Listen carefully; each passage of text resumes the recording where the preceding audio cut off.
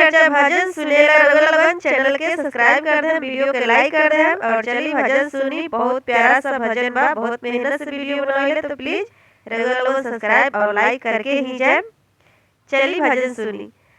आँखिया में बसल बड़े गुरु के सुरतिया ए सखिया, आँखिया में बसल बड़े गुरु के सुरतिया ए सखिया, हाँ ए सखिया, चर्चा करब दिन रतिया ए सखिया, भजन करब दिन रतिया ए सखिया।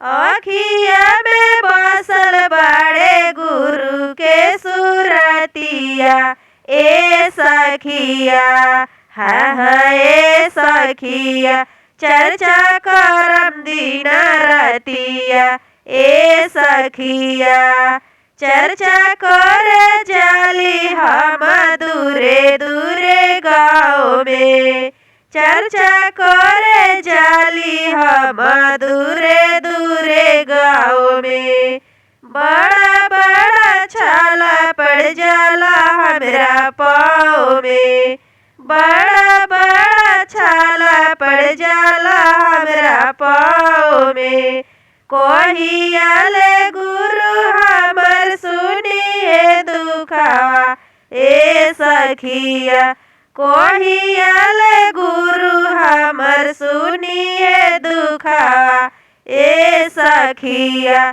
चर्चा करम दिन रतिया ए सखिया, भजन करब दिन रतिया ए सखिया।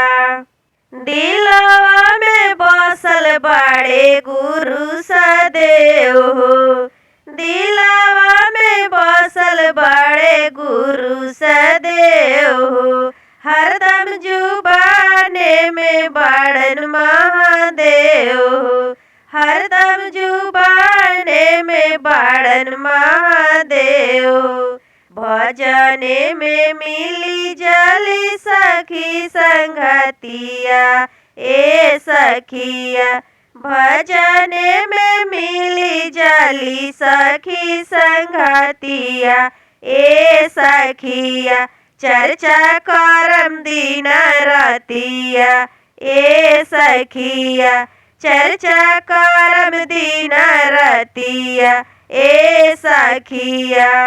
भैया हरिंदर भैया बड़े शिव गुरु के दास हो, भैया हरिंदर भैया बड़े शिव गुरु के दास हो, गाई के भजनिया शोभा कैले अरदास, गाई के भजनिया शोभा कैले अरदास हो, कबो न भुलाइब हमें गुरु के सुरतिया ए सखिया, कबो न भुलाइब हम गुरु के सुरतिया ए सखिया, चर्चा करब दिन रतिया ए सखिया, भजन करब दिन रतिया ए सखिया।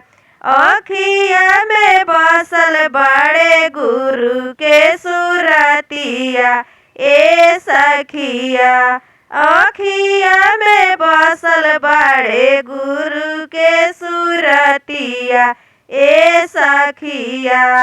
हर हर महादेव।